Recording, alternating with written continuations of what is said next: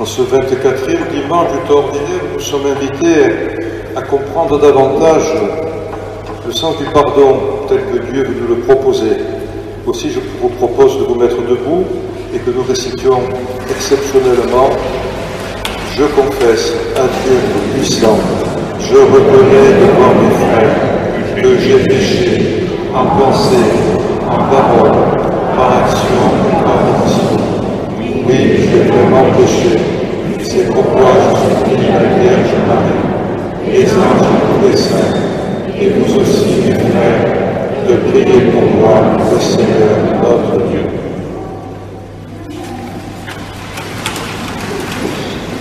Souvent dans l'Évangile, Simon-Pierre représente le disciple enthousiaste, plein de bonnes intentions, mais qui finalement ne comprend pas très bien ce que le Maître veut lui dire. Et ici, par contre, Simon-Pierre a bien saisi le sens des paroles de Jésus sur les relations à l'intérieur de la communauté. Si ton frère s'égare, reprends-le. Ce que vous aurez lié sur la terre sera lié dans les cieux. En effet, aller trouver celui qui a fait du tort, l'inviter à redresser la barque, c'est lui dire « Tout n'est pas fini entre nous. Tu es important pour moi. » Oui, mais jusqu'à quelle limite? Il y a, c'est vrai, souvent des limites dans nos manières de faire. Combien de fois faut-il pardonner? Pierre lui-même est plus généreux que les rabbins de son époque, qui disaient 4 fois. Lui propose d'aller jusqu'à 7 fois, ce qui est symbole de totalité. Mais Jésus le dépasse largement et lui dit cette phrase étonnante que nous reconnaissons souvent, 70 fois, 7 fois, c'est-à-dire, en fait, toujours. Il pousse jusqu'au bout une tendance qui était déjà présente dans la tradition juive. Nous avons entendu dans la première lecture Ben Sira, c'était 200 ans plus tôt, qu'il rouspétait contre la rancune et la colère qu'il sentait autour de lui. Il dit, ce sont des choses abominables, la rancune et la colère. Pardonne donc à ton prochain, alors, dit-il, tes péchés seront remis. Il avait bien intégré le psaume que nous avons récité tout à l'heure, le Seigneur est tendresse et pitié, il pardonne toutes tes offenses, aussi loin que l'Orient de l'Occident, il met loin de nous nos péchés. La miséricorde est une idée très difficile à faire vivre dans nos sociétés, mais est-ce qu'hier, avant-hier, dans d'autres occasions dans l'histoire des hommes, est-ce qu'elle a été mieux vécue? Je ne sais pas. Je remarque en tous les cas que tous les soirs à la télévision, on nous propose des films pleins de poursuites, de violence, de vengeance. On appelle cela des films policiers. Le monde vit souvent dans une spirale de violence. Les informations du monde nous en montrent les images. Tout récemment, ce sont les violences commises contre des chevaux par des gens sans doute détraqués, qui sont les seuls à aller pendant la nuit mutiler ces pauvres bêtes. Il y a aussi cet immense, bien sûr, incendie de Californie. Il y a le feu qui a détruit le camp de réfugiés de Moria en Grèce, laissant des milliers de gens sans abri.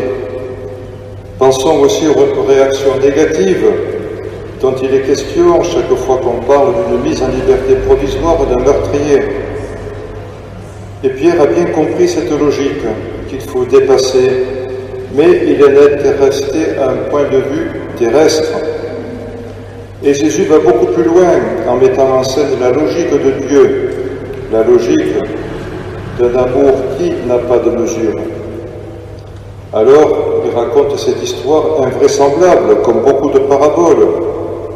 Elle concerne le royaume des cieux, thème cher à saint Matthieu, pour nous aider à comprendre qui est Dieu. Il est comme ce roi qui remet une dette astronomique à l'un de ses serviteurs.